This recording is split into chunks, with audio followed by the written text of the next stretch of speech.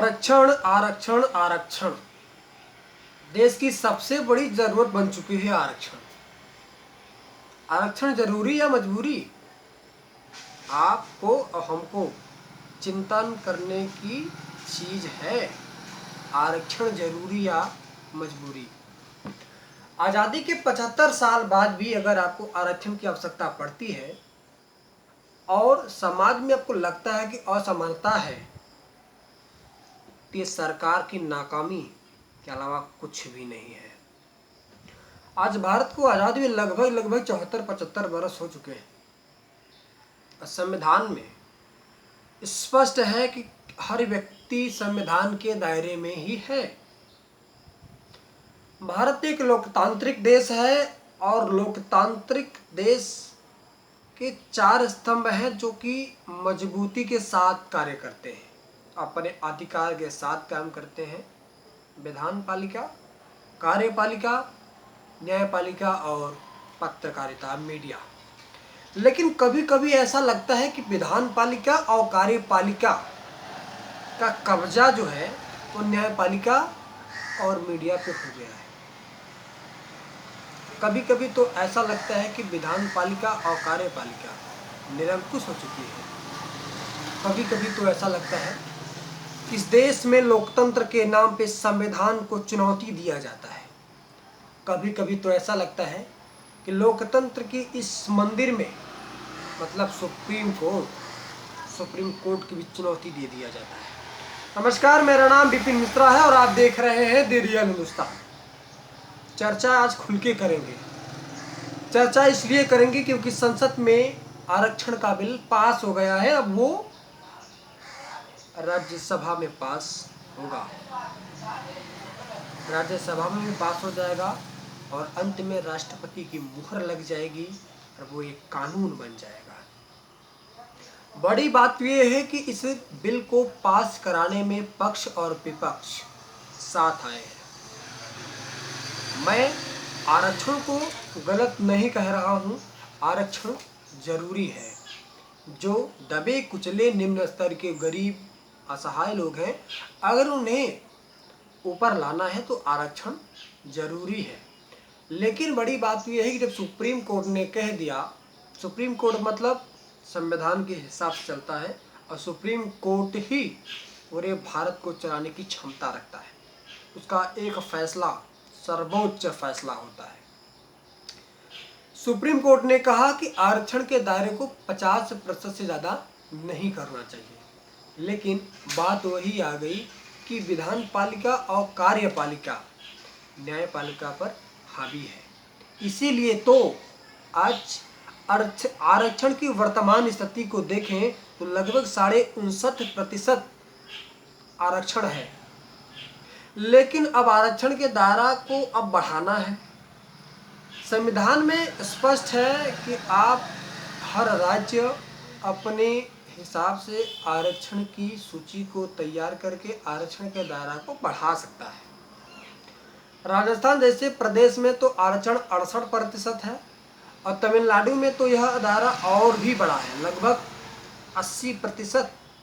मतलब तमिलनाडु की जनता पे लगभग 80% का आरक्षण लागू हो जाता है। आरक्षण बुरा है या अच्छा है, ये हमें और आपको सोचना है, समझना है कि देश को आरक्षण की ज़रूरत है या नहीं है। मैं कभी भी आरक्षण का विरोध नहीं कर रहा हूँ, लेकिन आरक्षण जरूरी है कि नहीं है, इस बात पे भी तो चर्चा होनी चाहिए। अगर 70-75 साल बाद आरक्षण की जरूरत पड़े समाज को, इस देश को, तो ये पिछले सरकार और मौजूदा सरकार के निकम्मापन की एक बहुत बड़ा उदाहरण है, रिपोर्ट कार्ड है। अगर आप 75 साल में दबे कुछ लोगों को सामने नहीं ला सके, इतनी योजनाओं लाने के बाद भी इतनी योजना लॉन्च किए, आरक्षण 75 साल से अगर वे लोग नहीं उठ सके, तो आप कहीं ना कहीं आपके सिस्टम में गड़बड़ी है, कहीं न कहीं आपकी योजनाओं में गड़बड़ी है और कहीं न कहीं आप में भी खोट है। तो सरदार पटेल जी ने यह कभी नहीं सोचा होगा कि मैं जिन 500 42 या 44 रियासत को मिलाकर के एक अखंड भारत का निर्माण करने जा रहा हूँ, उसमें कभी ना कभी आरक्षण के नाम पे आंदोलन होंगे, झगड़े होंगे और जातिगत भेदभाव को और बढ़ावा दिया जाएगा। आज भारत में लोकतंत्र के नाम पे जातिगत संगठन और जातिगत राजनीतिक पार्टियों का खूब बोलबाला है। अब उत्तर प्रदेश में 2022 में विधानसभा का चुनाव है, तो यहाँ भी जातिगत जनगणना की मांग बहुत तेजी से बढ़ रही है और जातिगत पार्टियों के नेता तो ऐसे बोल रहे हैं जैसे उन्हें ही मुख्यमंत्री बना दिया जाए। मुख्यमंत्री जनता तय करेगी, किसी जातिवादी नेता तय नहीं करेगा। लेकिन हर जाति का अपना एक नेता है, उनकी अलग पार्टी है, उनके अलग सिद्धांत है, उनके अलग विचार है, उनकी अलग मांगे हैं। लेकिन आरक्षण के बात पे सभी एक सुर में बोलते हैं। वे चाहते हैं कि आरक्षण मिले। एक नारा भी है, जिनकी जैसी आबादी है, जिस जैसी भागीदारी है वैसी उन्हें भागीदारी मिले। हमारा मतलब है कि आरक्षण उन्हें वैसा मिले।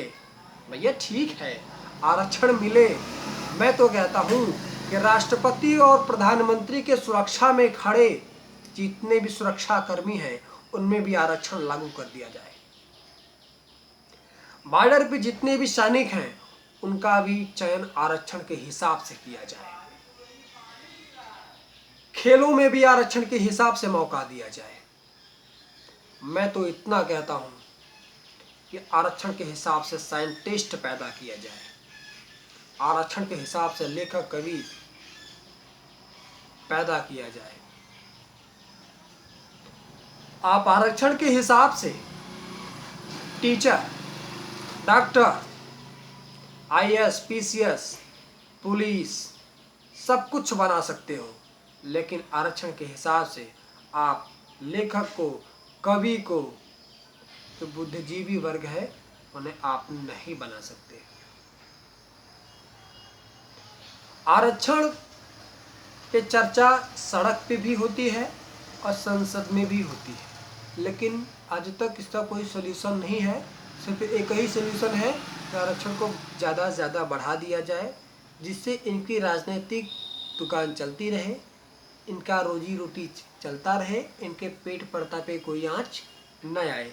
भले ही भारत देश के लोग गृहयुद्ध के जाल में फंसकर लड़कर आपस में मर जाएं,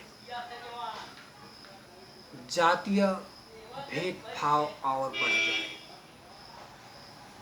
ठाकुर ब्राह्मण को ओबीसी एससी एसटी गाली दे और ब्राह्मण भी ओबीसी एससी को सख्त निगाह से देखे और उनमें यह भावना रहे कि इन्होंने हमारा अधिकार छीना है, या फिर एससी एससी और ओबीसी को भी ऐसा लगे कि ब्राह्मणों ने हमारे ऊपर तो हजारों वर्षों से अत्याचार किया है, ठाकुरों ने हमारे ऊपर शासन किया है।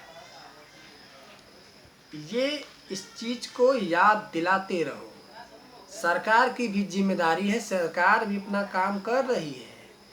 वे बताना चाहती है कि तुम सामान्य हो, तुम ओबीसी हो, तुम एससी हो, तुम एसटी हो, तुम्हारा यही इतिहास है, तुम दलित हो, तुम सामान्य हो, तुम्हारा फीस 400 रुपये लगेगा, तुम्हारा 4000 लगेगा, तुम्हारा इलाज सरकारी अस्पताल में होगा, उसका इलाज प्राइवेट अस्पताल में होगा, तुम्हारे बच्चे सरकारी स्कूल में पढ़ेंगे, सरकारी योजनाओं का लाभ लेंगे और उसके बच्चे प्राइवेट स्कूल में 10-10 हजार रुपए के फीस में पढ़ेंगे और सरकारी योजनाओं के नाम पे उन्हें ठेंगा दिखा दिया जाएगा।